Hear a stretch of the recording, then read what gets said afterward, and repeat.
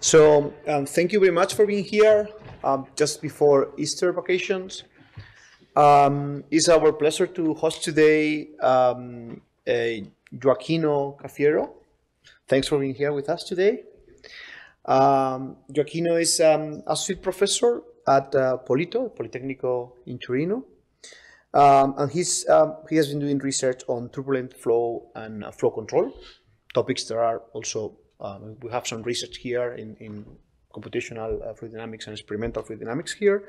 He's been, he got a PhD from the University of Naples back in 2016, and since then he's been working in different positions, mainly in UK, Cambridge, Imperial College, Surrey, and then he moved to Politecnico of Torino with an assistant professorship tenure track, and I guess you have promoted to associate professor. And he's been working on many European projects, including Clean Sky program and other programs at Italian level, I guess. And well, he's basically doing research on unsteady inflow conditions on the performance of UAM vehicles, and also trying to understand with experimental measurements and trying to understand noise by propellers. And I guess that's something you're going to be talking about today to some extent, kind of. At the beginning, but it's more going to be about flow control. Flow control, okay, good. And that's all. Just to mention that Stefano will be then moderating the questions because I have to leave. But floor is yours. Thanks for being here today. Thank you very much. So good morning, everyone. Indeed, thank you all for coming here before the Semana Santa. I know that it's a big deal here, so thanks. And yeah, and thanks for the nice introduction. Today, I'm gonna mostly talk about some passive methodologies that we are investigating at Politecnico Torino to reduce the skin friction drag of turbulent boundary layers. But before doing that, I will try and give an overlook of what's going on at Polito. In particular, Torino is a city in the northern part of Italy, and we, in our lab, which is, let's say, that building that you see there with the large wind tunnel, we try and apply different flow control methodologies in order to improve the performance of aeronautical or automobiles sector vehicles. And so I will try and give an overlook of this kind of activities that we carry out. Then I will, let's say, spend a bit more time on one of these topics, which is indeed the drag reduction of sinusoidal ripples. As I said, I just want to give an overlook of what we've been doing in our group. So this is one of the main activities that also with Jacopo and Enrico that are sitting here in the audience, we carry out is basically try and understand what are the possible mechanisms leading to a drag reduction in the case of bluff bodies. So in this case, you see here a commercial road vehicle, which is typically characterized by very large values of drag, and also a lot of constraints in terms of the kind of modification that you can apply to the shape of this vehicle. And as such, we find that it's a very good idea to add some active flow control at the rear of this vehicle by injecting some air. So basically, we want to devise some control laws that eventually can lead to a strongly modified wake of this kind of vehicles in order to improve the drag and as such reduce the fuel consumption of this kind of vehicles. So this result here comes from an open loop investigation, so open loop indeed investigation of the parametric space that you can have from continuous jets, but with the increase in terms of the capabilities of artificial intelligence, in particular with reinforcement learning, we're trying to find some optimal control laws in order to minimize the drag of this kind of vehicles. So we've been doing a bit of activities in this sense and achieved some first results that are already being published, but we're still working on it at the moment. So this is the kind of result that you get in terms of a schematic representation of the wake, starting from the natural configuration up to different optimal configuration or suboptimal configurations chosen by agent trained with deep reinforcement learning.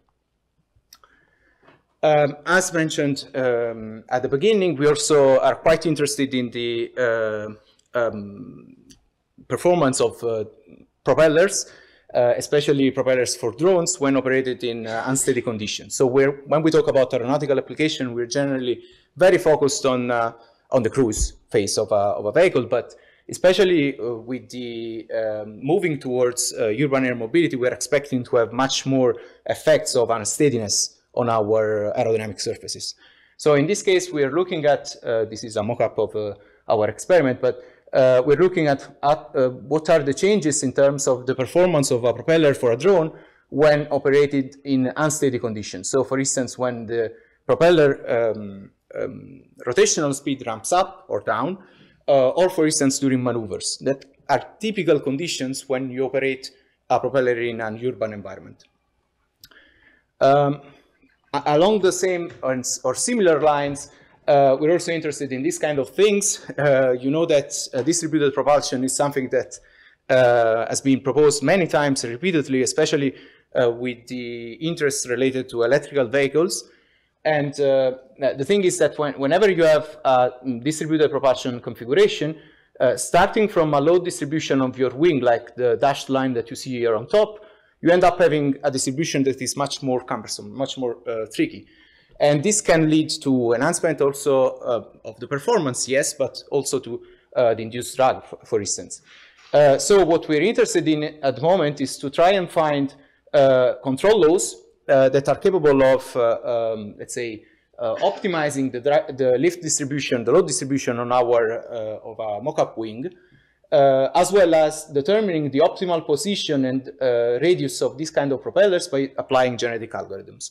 So this is also a topic that we are really interested in with a PhD student that is studying this aspect at the moment. Again, on flow control now, this is the inside of our large wind tunnel, which is 3 meters in diameter, 5 meters long. Here you see this mock-up of a wing with a low aspect ratio, and at the tips of this wing, there are slots for injecting air with synthetic jets. Synthetic jets are basically jets that have a time modulation of momentum such that the mass flow rate, the net mass flux is equal to 0. And we've been investigating this kind of interaction of a synthetic jet operating at the tip of this wing with the tip vortex that is generated by this kind of aerodynamic surfaces. This was a collaboration with the University of Naples and other colleagues in Torino. With Jacopo, again, who is here in the audience, we're also quite interested in plasma actuators. This is a picture of a channel flow where you see these very nice purple striplets here, which are basically the plasma actuators. So these are near jets that are injected very close to the wall by supplying a very high voltage, and the spark will generate thereof a flow. The good thing about this kind of devices is that eventually you are capable of manipulating the flow very close to the wall, where the flow is supposed to be the most receptive in this sense. And so you can start from a configuration. These are two different configurations of the flow in a wall parallel plane. And you see that starting from this configuration here, you end up having a more ordered structure of your flow. Okay, so this was just a brief outlook, as I said, of what we've been doing in Torino. If you have any questions about this kind of activities, please feel free to reach out either to me or my colleagues. And now I will start a little bit more on the topic at hand today, which is about, as I said, sinusoidal riblets. The motivation of flow control in general, one could say, but especially related to skin friction drag reduction, comes from this very famous, I would say, diagram for whoever studies flow control. And this is very famous because it gives you a breakdown of the total drag of an aircraft based on the several terms that are accounted for a drag balance. And you see that the largest share, about 50% of the overall drug, is actually associated with the viscous drug. So if we were capable of devising a flow control methodology that is actually capable of reducing this share, we would eventually bring up a very significant improvement of the performance of our aircraft in general. Just bear in mind that when we talk about aeronautical applications, and especially related to aerodynamics, a few percent is really relevant in terms of fuel reduction. So this share, there's a lot to do in terms of reducing the overall impact of the aeronautical sector. So the main problem that we have here is that we need to find solutions that are not only effective but also reliable, right? So in general, when we talk about drag reduction, we have, let's say, quite broad, quite clear, breakdown. We have passive methodologies, such as the riblets, the ones that I'm going to talk about, or turbulence promoters, that are permanent modifications of the shape of a vehicle. So think about your wing, and eventually you will have some grooves, like the case of the riblets, that are going to be there throughout the entire flight envelope, right? So the good thing of this kind of manipulations that they're generally very reliable because they don't need any power to be supplied, so they cannot fail generally. They provide values of drag reduction, at least at a lab scale, that is acceptable. 5-8% of drag reduction is a good value if we were capable to scale it up to real values of the Reynolds number. But the main problem is that since they're a passive manipulation of your surface, they generally work poorly off design. So this means that of the overall flight envelope, they're generally designed for the largest, let's say, part of your flight, which is indeed the cruise. The alternative is to use active flow control methodologies. So we've seen some in the activities that we've been doing, for instance, plasma actuators or the injection of pulsed or steady jets. Other examples typical for, let's say, drag reduction are the wall oscillation. But the main problem is that whenever we talk about these things, we have a mass and cost penalty. So somehow we need to supply some power in order to make these devices function. And also, for instance, if you have compressed air here, you need to bring with you a compressor. However, on the other side, you have much larger drag reduction and flexibility in the sense that you can devise a flow control, a control action that changes in time. Okay, so tailored for the several flight phases. I'm gonna talk a little bit more about riblets because it's the focus of this talk. And riblets are, well, they've been known for quite a while now. They're generally microgrooves that are streamwise aligned. So imagine that you have a surface, an aerodynamic surface, and you carve a groove within this surface, which is generally of a few hundred or tens of micrometers in depth, and a few hundreds or tens of micrometers in span. Okay, and they generally lead to values of the drag reduction that can be represented here. This is a plot from a paper back in the late 80s, where you see that different shapes of the groove can lead to different values of the drag reduction. Okay, so this also tells you that the nominal shape of the groove has an importance. So starting from during the operation of this kind of devices, you can have problems related to fouling, for instance, that will be detrimental for the effectiveness of these devices. The mechanism associated with the riblets drag reduction, because it's a bit counterintuitive, we're somehow increasing the wetted area by doing this, but we're reducing drag.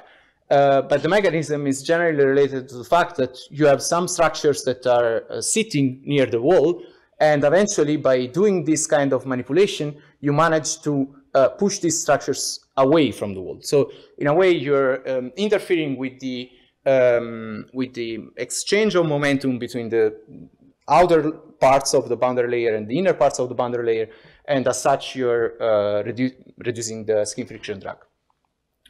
So the riblets are generally characterized by 3 geometric parameters, which are the height, so how deep is this groove, the spacing between the two grooves, and the profile, as I mentioned before.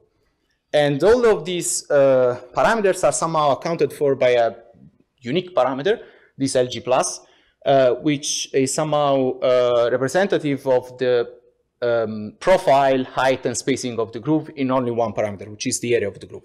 Okay, so here you see that by trying and collapsing many experiments carried out on different riblets, eventually with different profiles and different spacing and heights, eventually, at least in this portion of the graph, which is typically linear, you end up having a collapse of all these curves. So somehow you manage to simplify your parametric space.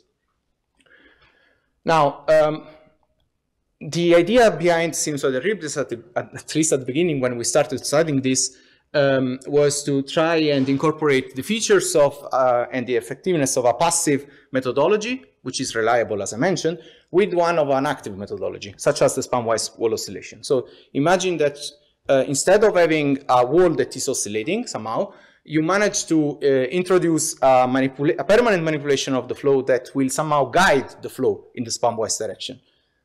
This is something that needs to be somehow investigated, because you're not sure that the imprint of the manipulation will somehow penetrate enough, let's say, within the flow, such that it will affect the structure of the boundary layer and reduce drag. We didn't invent sinusoidal riblets, of course. They've been studied before, and in particular, there are many studies. Just going to mention two of them, because are somehow related to the results that I'm going to present later. But this one is from Pitt and Sagot in France, indeed.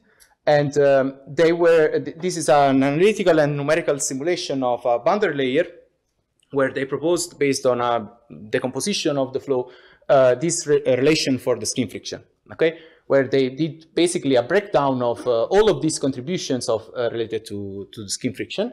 And the main point that I want to make here is that they studied different values, different types of profiles, and different types of waviness. Okay, so you can imagine that if you have a sine wave, you can have short waves, so basically with a lambda that is longer or shorter. They also investigated this kind of riblets here that are the blade riblets, that are known to be the most effective, as well as the most complex to actually build and implement. And if you look at the triangular riblets, like these ones here, the result that they find here is that by comparing the theoretical results with the computational, the numerical simulations, they find that the most effective ones in terms of triangular riblets are the long waves one. Okay, so according to this study, having a longer wave is somehow a longer wavelength is somehow beneficial for the drag reduction. One of the first experimental study that has been done on sinusoidal riblets has been done in Germany by this group by Kramer et al. And as you can see here, these are all different riblet coupons that you can apply to your boundary layer. And eventually they try to see what is the effect of these sinusoidal riblets on your wall. You can't really spot it from the projector, but here you have this square plate here, and there are some sinusoidal grooves on top of them. And what they found here is, again, this kind of graph that I showed you before, where you have the drag reduction as a function of S+, so the spacing normalized in linear units. But they didn't find any improvement of the drag reduction compared to the, let's say, most typical longitudinal riblets. So you see that by increasing eventually lambda over S, you end up having larger values of drag reduction, but still quite similar to the longitudinal ones. So one thing that I want to, it's a pity that you can't see it from the image here. One thing that I want to stress out here is that in this particular case, they only had two sinusoidal waves. Okay, so within the length of this, let's say, plate, they only had two waves, which somehow will come back later. Now I'm going to talk about our experiments. So this is clearly a CAD of our sinusoidal geometry with a parabolic profile. Here you have one extra, let's say, actually two extra parameters, lambda, which is indeed the wavelength of this sinusoidal shape, and the amplitude. we tested two different sinusoidal geometries. One that I will call short, with a fixed value of lambda, but with two values of the amplitude. One with 0.15 millimeters, which is the small amplitude one, and the larger one with the 600 micrometers. Okay, so this is 4 times the other one. And as a comparison, we also considered the typical longitudinal one. So we didn't change the profile, we didn't change lambda, we only changed the amplitude of these Riblet coupons. And what we did was to go to our boundary layer facility, and this is a picture of the boundary layer facility here, and on the right-hand side, a schematic representation. The blue part here can be removed and replaced with different kind of coupons. Okay, so the main thing is that you cannot imagine, I mean, it would be good to try and cover the whole surface with riblets. This is, I mean, it's hard and it's very expensive. Like these kind of coupons can be extremely expensive to manufacture and also difficult to keep planarity of the system. So what we can do is basically take this cyan blue part, remove it, and place a different kind of riblet geometry every time. We performed different kind of measurements. So we had this attached to a load cell. We had indeed that was capable of measuring directly, let's say, from the load cell, the drag. Just to give you a reference in terms of the friction Reynolds number, this is up to 2000. Then we performed hot wire anemometry at different locations downstream the plate, so before the plate, after the plate, and so on and so forth. And we performed different kind of PIVs. So particle image velocimetry is a technique that gives you the velocity field within a plane. And we carried out PIV in the wall normal streamwise plane, so XY, according to this reference frame, and in wall parallel planes. So at a given location, fixed physical location, let's say from the wall, we had PIV measurements with the camera on top here and the velocity field here. Okay. So the first thing that we had to do is to make sure that this kind of approach was actually valid to study our, let's say, boundary layer, because of course you're somehow removing a piece, let's say, of your wall and replacing it with a new one. Okay, so this inevitably, for however good you're doing this, this plate, will introduce a gap, which can create some problems. So what we did was to go and validate our flow. So here you have here the hot wire measurements done before and after the gap at different locations. So you're comparing the blue one, which is the center plate, and the white one before the plate. And you see that both here on the left-hand side, you have the mean flow, so the streamwise velocity profile as a function of, the wall normal location, and the variance of the velocity, of the streamwise velocity. So this has something to do with the turbulence intensity level as a function of the wall normal location. Okay, and you see that there is a nice match between the two. A modulation of the peak, and this is something that we were expecting due to the finite size of our hot wire sensor. But we can say that basically there is continuity between the before and after the gap. Then we performed some PIV measurements as well at different values of Ari-tau to just validate our zero pressure gradient boundary layer. And you see the typical behavior. So the log layer is actually increasing with Ari-tau as expected. You have that depending on the value of Ari-tau, given your spatial resolution of the PIV measurement, which is not changing between all the experiments, you manage to capture more or less of the viscous sublayer. But this was basically a validation of our flow given the change in geometry. Then we wanted to validate also the other measurement technique that we employed, which is the load cell. And this is the typical CD as a drag coefficient as a function of the Reynolds number plot. We are tripping the boundary layer, so we're expecting to have always, let's say, turbulent behavior of our drag coefficient. And indeed, it's sitting quite nicely on the reference on the literature curves. Okay, so once we've done all of this, we actually considered our flow as validated, and we started studying the manipulations of the flow. And the first thing that we did, we are engineers, and this can be acceptable or not, but we wanted to see if the the system was actually working. So we went to the lab and measured the drag of these devices. Here I'm plotting the delta CD, calculated as the difference between the CD with the given XY coupon, minus the CDS, which is the CD of the smooth case, normalized with the CD. So you have a percentage variation here. And as a function of S plus, which I already introduced before, but it's the spacing normalized in inner units. Okay, so there are two things to notice here. Like the blue curve is representative of the drag reduction obtained with the longitudinal triplets. And this is kind of following quite nicely the reference from Beckert. So this is one of the, let's say, most broad investigations that we have at hand in terms of riblets from an experimental point of view. Here you have also the red and green curves, which are basically showing the behavior of the sinusoidal riblets. The first thing that you can notice is that there is indeed a drag reduction. Okay, so this is about a couple percentage points of difference. The value, the location where the peak, the optimal drag reduction is, doesn't change with the surface manipulation. I wouldn't dare to say that there is an effect of the amplitude here. Like all the two curves are quite close to each other. Consider that this is an experimental measurement, so you need to account for the error bars on top of these values. But still, that these results are somehow showing us that there is something going on, and eventually you have a variation of your drag coefficient, which is beneficial in terms of drag reduction. Okay.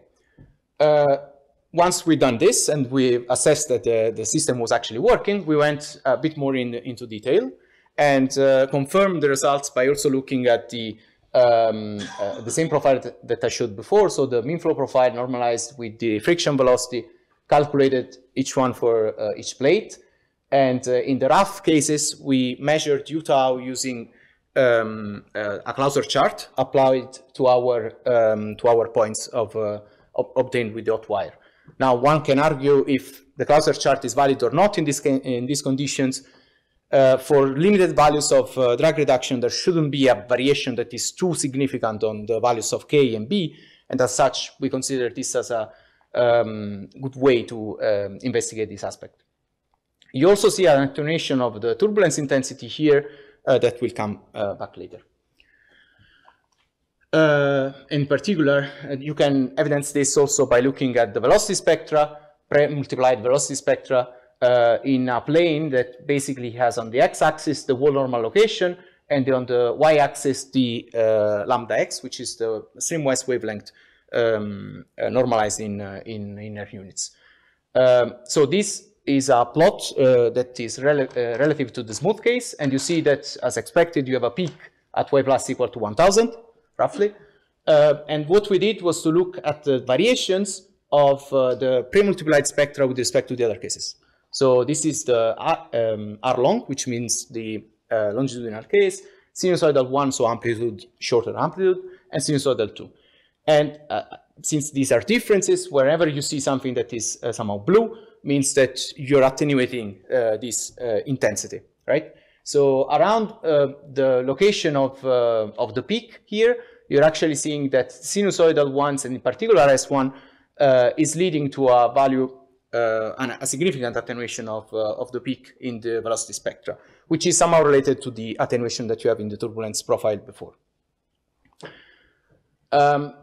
So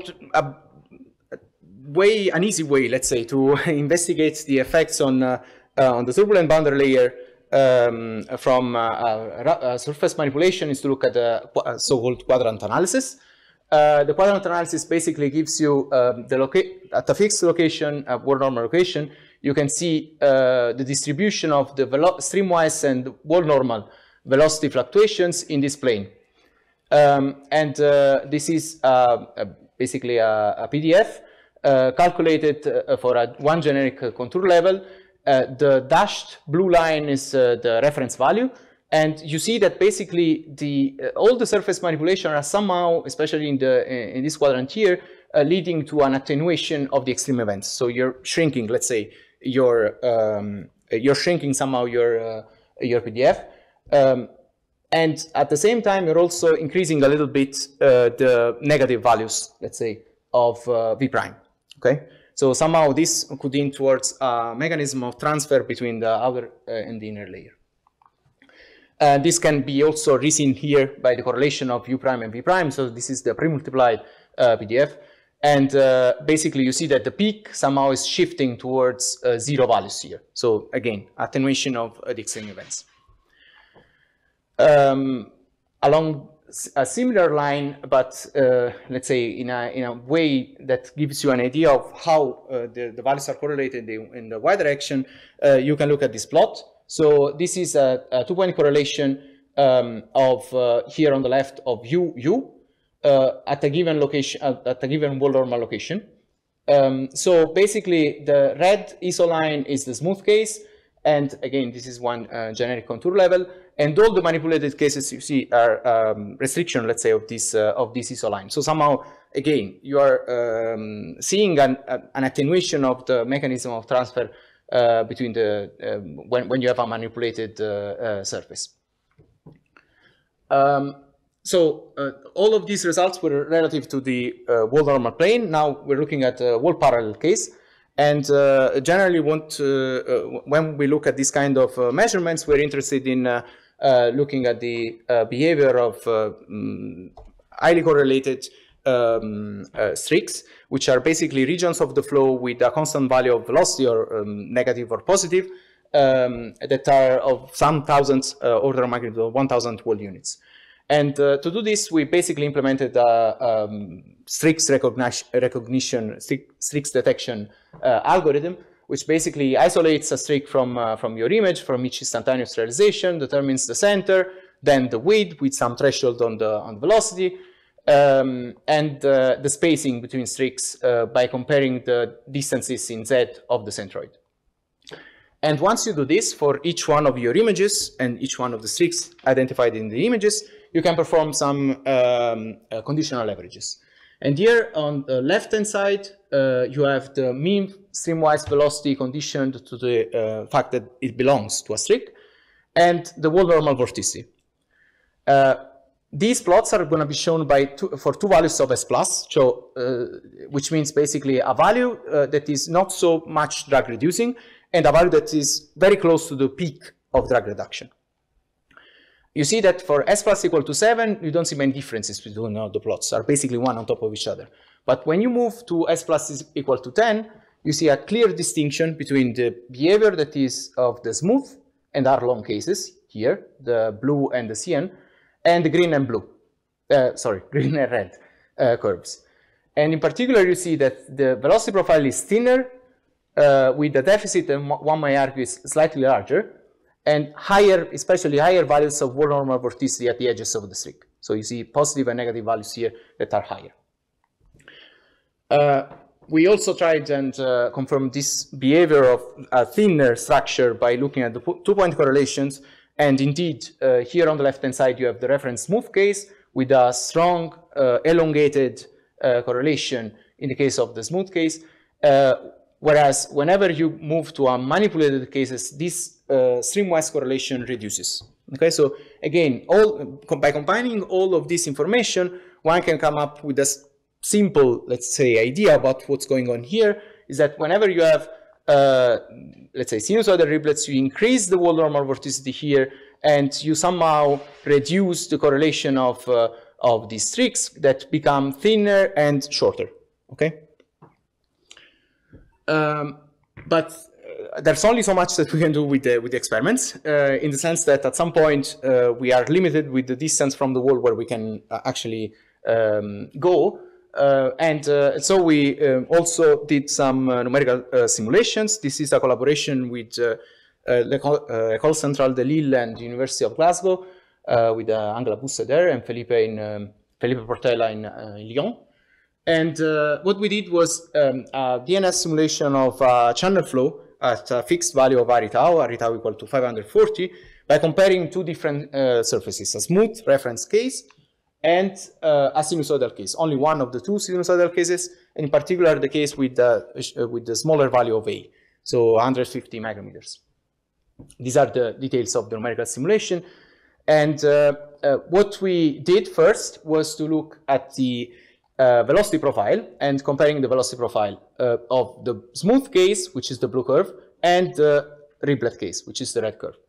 Now, the problem that you have when you talk about rough surfaces is that, by quoting one of the authors reported here, is that you don't know where the wall is, right?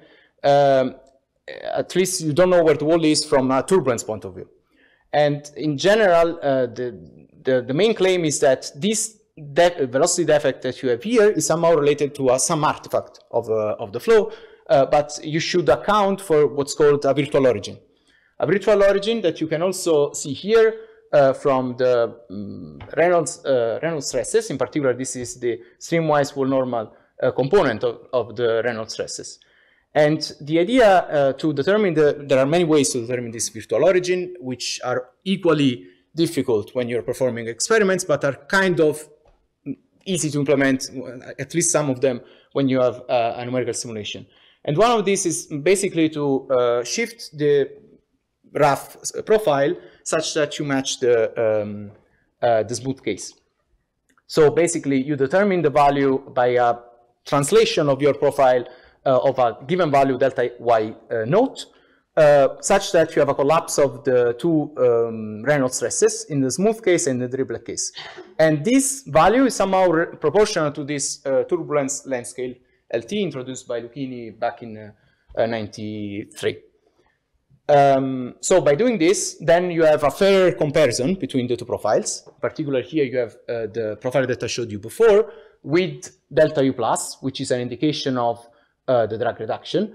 And when you shift your profile, you see that the log layer, it's actually nicely just a translation, let's say, of the log layer.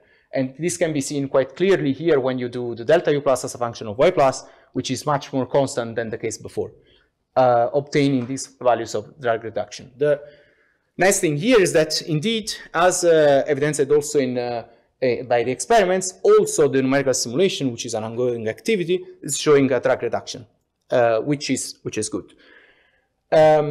So we are just at the beginning of this kind of investigation, but we wanted to see, you remember I started the talk by saying that we wanted to merge somehow the behavior of the span-wise wall oscillation and permanent manipulation of the flow.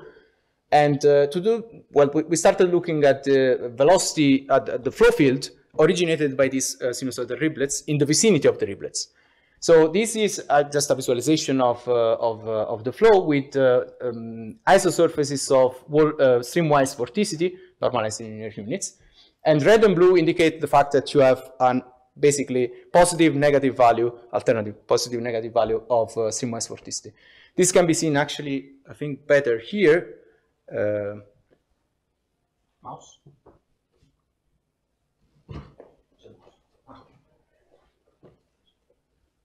Where on the left-hand side you see, the basically the imprint of the geometry that is sinusoidal. Alpha indicates the alignment of the local tangent to the sinusoidal wave with the mean flow, and on the right-hand side you see instead the basically the mean flow field with the contour of streamwise vorticity. And as you go down during on your streaks, there is the appearance of these rollers, of these streamwise aligned vortices that basically change in sign as you go down the basically the streamwise direction.